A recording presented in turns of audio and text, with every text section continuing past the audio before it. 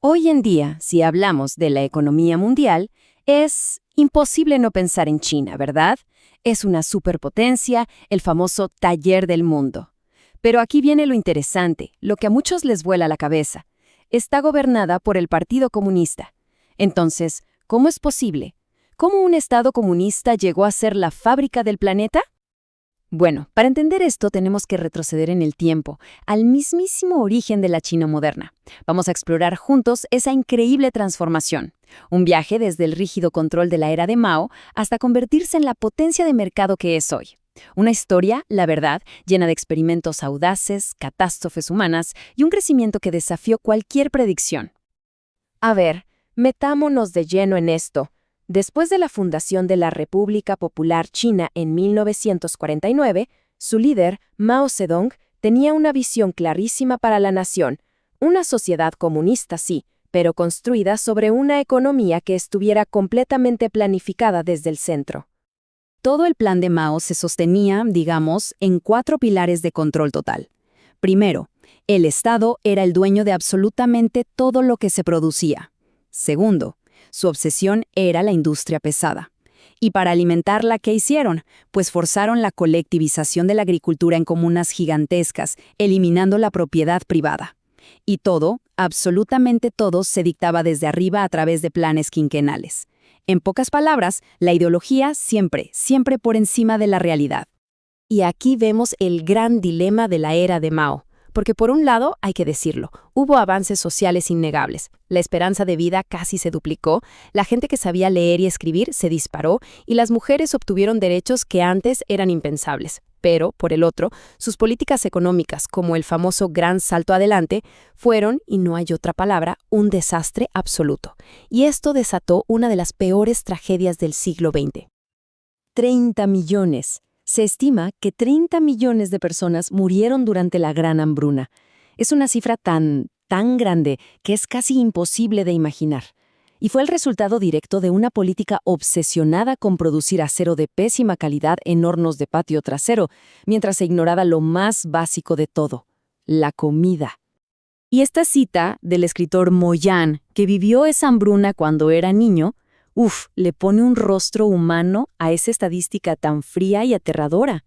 Es el testimonio de una vida entera reducida a una sola necesidad desesperada: encontrar algo para comer. Y es que esa desesperación no salió de la nada, claro. Fue el resultado directo de decisiones políticas muy concretas. El Gran Salto Adelante fue ese experimento económico fallido. Y luego, una década después, la Revolución Cultural fue un cataclismo social y político que intentó purgar cualquier cosa que oliera a pensamiento burgués. La muerte de Mao en 1976 finalmente cerró este capítulo y abrió la puerta a un cambio radical. Y entonces, con la muerte de Mao, se abrió una puerta. Y por esa puerta entró un nuevo líder, Deng Xiaoping. Una vez que Deng consolidó su poder, propuso un camino completamente diferente. Uno que iba a dejar de lado la rigidez de la ideología para enfocarse en los resultados prácticos. Esta es probablemente la frase que define toda una era en China. Para Deng, la ideología, ya fuera comunista o capitalista, era secundaria. Lo único que importaba era qué funcionaba para desarrollar la economía y mejorar la vida de la gente. El pragmatismo se convirtió en la nueva doctrina. El primer gran cambio se dio en el campo. Se deshizo el sistema de comunas y se pasó al sistema de responsabilidad familiar. En esencia, el Estado les arrendaba la tierra a los campesinos. Ellos tenían que entregar una cuota fija al gobierno, pero, y aquí está la clave, todo lo que produjeran de más, el excedente, podían venderlo en el mercado libre y quedarse con las ganancias. Por primera vez en décadas, los campesinos tenían una razón real para producir más, su propio beneficio. Y el resultado, claro, fue una explosión de productividad. El siguiente paso fue abrirse al mundo, pero con mucho cuidado, de forma controlada. Crearon las zonas económicas especiales, que eran, piénsenlo así, como laboratorios de capitalismo dentro de un país comunista. Fue la manera que encontró China para experimentar con el mercado sin tener que abandonar su sistema político central.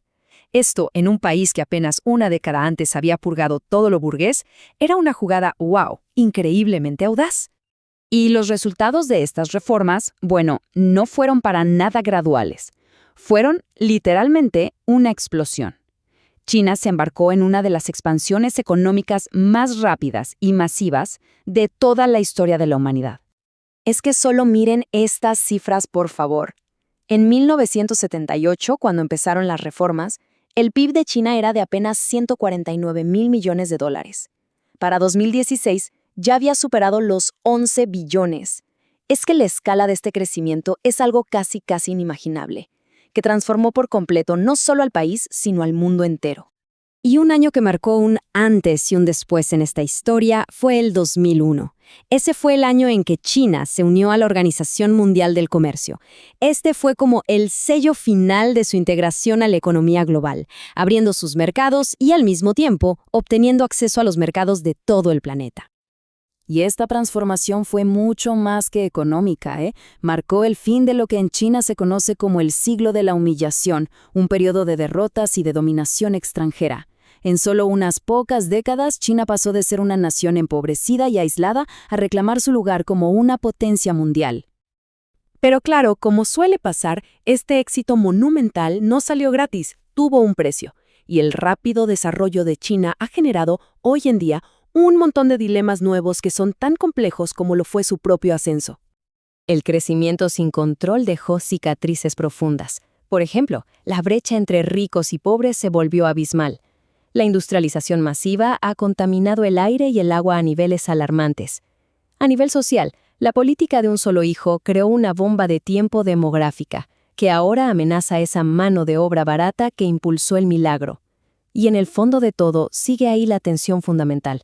¿Puede una economía abierta y vibrante coexistir para siempre con un sistema político cerrado y autoritario? Y esto nos regresa a la pregunta final, y a la metáfora del gato. El gato de Deng Xiaoping fue increíblemente eficiente para cazar los ratones del subdesarrollo y la pobreza. De eso no hay duda.